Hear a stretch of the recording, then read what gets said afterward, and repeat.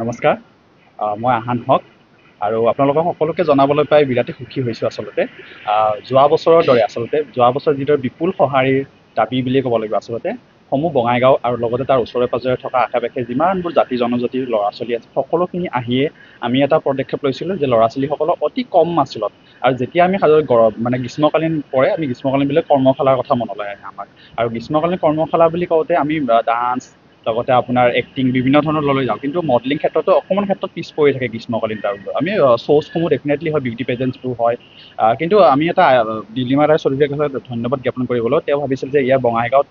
আমি যেতিয়া এটা গ্ৰুমিং ক্লাছেছ কৰিবলৈ যাওঁ তেতিয়া আমি বহুখিনি মাচুল ভৰ্তি কৰিব মাচুল ফিজ দিব লগা হয় আচলতে ক'বলৈ গ'লে আৰু গতিকে নীলিমা ৰায় চৌধুৰী এয়ে আলোচনা কৰিছিল যে আমি কিদৰে কম মাচুলৰ ভিতৰতে তেওঁলোকক এটা ভাল শিক্ষা প্ৰদান কৰিব পাৰি আৰু তেওঁলোক সকলোৰে মডেলিং যেতিয়া কৰিবলৈ কুৱেশ্যন ৰাউণ্ডৰ কাৰণে সকলোৱে ভয় খায় আৰু ৱৰ্কশ্বপবোৰ কৰিলে তেনেধৰণৰ ডাউটছসমূহ ক্লিয়াৰ হয় আৰু সেয়েহে আমি আলোচনা কৰি এই যোৱা বছৰ আমি ছিজন 1 পাতিছিলোঁ আৰু এইবাৰো আমি এই পদক্ষেপ পুনৰবাৰ আমি লৈছোঁ আৰু এইবাৰ আমি 18 আৰু 19 আৰু 20 তাৰিখে আমি এটা আয়োজন কৰিবলৈ লৈছোঁ ইয়াৰ ছিজন 2টো আয়োজন কৰিবলৈ লৈছোঁ আৰু লগতে ইয়াৰ ভেন্যুটো মই কৈ দিছোঁ আপোনালোকৰ ওচৰত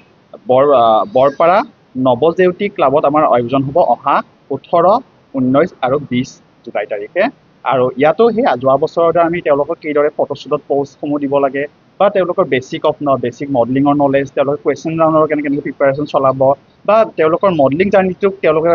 লাভৱান্বিত হ'ব পাৰিব নে নাই সেই বিষয়েও তেওঁলোকে জ্ঞাত হ'ব আৰু ইয়াৰ বাবে আমি অতি কম মাচুল ৰাখিছোঁ আচলতে ক'বলৈ আমি 800 টকা তেওঁলোকৰ বাবে সকলো কেটেগৰীজ কাৰণে ৰাখিছোঁ আৰু ইয়াত কোনো ধৰণৰ চাইজ বা হাইট তেনেকুৱা আমি মেটাৰ নকৰে আমাৰ কাৰণে তেওঁলোকে আহিব পাৰে আমি একচুৱেলি শিক্ষা দিম তেওঁলোকক আৰু তাৰপিছত তেওঁলোকে ডিচাইড কৰিব তেওঁলোকে আগলৈ মডেলিং কেৰিয়াৰসমূহ কেইদৰে নিব আৰু আমি তেওঁলোকক সহায় কৰি যাম এয়া আমাৰ ওচৰত নন্দিতা আমাৰ যোৱা বছৰ ষ্টুডেণ্ট বহি আছে আৰু লগতে আপোনালোকৰ ওচৰত এটা খুব ধুনীয়া সুখবৰ লৈ আহিছে নীলিমা ৰায় চৌধুৰী এইবাৰ নতুন ৰাখোঁ কাৰণ আমি এভৰি টাইম আমি ছাৰপ্ৰাইজ কিছুমান ৰাখোঁ আৰু এই বছৰো আচলতে এইটো ছাৰপ্ৰাইজ বুলি ক'ব লাগিব আৰু বঙাইগাঁৱৰ কাৰণে সুখী বুলি ক'ম কাৰণ ইয়াত বিভিন্ন যিহেতু গুৱাহাটী বা অসমৰ বিভিন্ন প্ৰান্তত অলৰেডি বিভিন্ন ক্ষেত্ৰত ডেভেলপমেণ্ট হৈছে কিন্তু এই ক্ষেত্ৰত নীলিমা ৰায় যিখিনি অৰিহণা যোগাইছে সঁচাকৈ আমি আপ্লুত হৈছোঁ আৰু ভাল লাগিছে আমি ইমান দূৰৰ পৰা আহিছোঁ আহিও ভাল লাগিছে কাৰণ যে ইয়াত তেওঁলোকে থাকি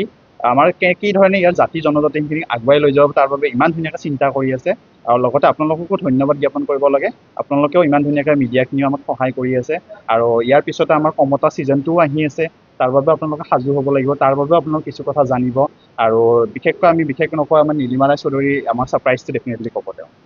নমস্কাৰ মই নীলিমা ৰায় চৌধুৰী তো আমি বঙাইগাঁওবাসী মডেলিং জগতখনত বহুত আগবাঢ়ি আহিছে আমি খুবেই সুখী আনন্দিত আমি আলোচনা কৰি আছোঁ যে ল'ৰা ছোৱালীখিনিক আকৌ আগুৱাই লৈ যাবৰ কাৰণে আমি নিৰ্দিষ্টকৈ এটা ক্লাছৰ ব্যৱস্থা কৰিবই লাগিব তো আমি দুইজনে আলোচনা কৰি পেলাই এটা অতি সোনকালে আমি ক্লাছৰ ব্যৱস্থা কৰিম ধৰি লওক সপ্তাহত দুদিনীয়াকৈ হ'লেও কৰিম কিন্তু আমি ভেন্যুটো এতিয়ালৈকে আমি সঠিক জেগাত এটা ঠিক কৰিব পৰা নাই আমি ভেন্যুটোৰ কাৰণে সঠিক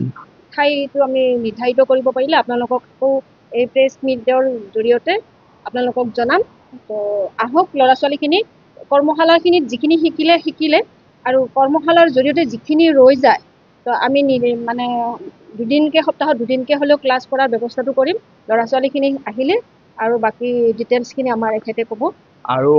ইয়াৰ লগতে মই আৰু এটা জড়িত কৰিব বিচাৰিম 18, 19, 20 তাৰিখে যিটো আমাৰ ৱৰ্কশ্বপ হ'বলৈ গৈ আছে তাত যিসকলে আগতে কৰিছে তেওঁলোকে নানান ধৰণৰ ইনষ্টিটিউট হওক বা আগতে বিউটি পেজেণ্টছসমূহ জইন কৰিছে তো তেনেধৰণৰ কিছু মডেলছো ইয়াত জইন কৰিব পাৰে তাৰ বাবেও আমি এটা 1200 টকা ৰাখিছোঁ এটা পাৰম্পৰীয় সাজপাৰ প্ৰতিযোগিতা বুলি ক'ব লাগিব সেইটো আমি ৰাখিছোঁ গতিকে তেওঁলোকে 20 তাৰিখে এইটো জইন কৰিবৰ বাবে তেওঁলোকৰ 1200 টকা তেওঁলোকৰ ফিজ আৰু 800 টকাত যিসকলে ক্লাছ কৰিব বিচাৰিছে নতুনকৈ শিকিব বিচাৰিছে সকলো শ্ৰেণীৰ বাবে বিবাহিত হ'ব পাৰে বা আপোনাৰ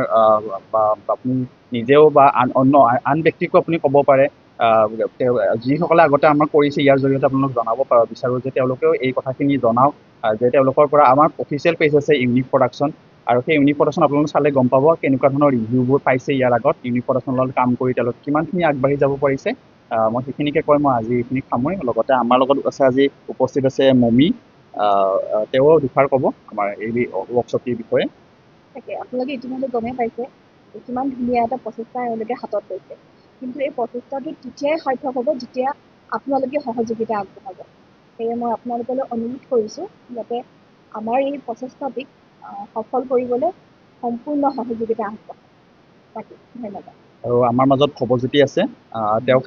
পৰিচয় দিয়াৰ আচলতে প্ৰয়োজনে নাই, তথাপিও মই তেওঁ এজন বিখ্যাত ডিজাইনাৰ বুলি ক'ব লাগিব অসমৰ, আৰু গতিকে তেওঁ আমাক ক'ব এই ৱৰ্কশ্বপটিৰ বিষয়ে। কাৰণ আমি ৱৰ্কশ্বপ বুলি ক'লে এইটো কাৰণে কৈছে যে এখন স্কুল বুলি ভাবি লওক আপোনালোকে, একদম সহজ ভাষাত ক'বলৈ গ'লে, য'ত সকলো ধৰণৰ শিক্ষা পাব ইয়াত আপোনালোকে, বিভিন্ন ধৰণৰ লাইন, আপোনালোকে ডিজাইনাৰ হ'ব বিচাৰিছে বা এজন মডেল হ'ব বিচাৰিছে বা অৰ্গেনাইজাৰলৈ পিছত যাব বিচাৰিছে, সকলো আমি ইয়াত শিক্ষা প্ৰদান কৰিব। গতিকে আমাৰ মাজত ডিজাইনাৰো আছে,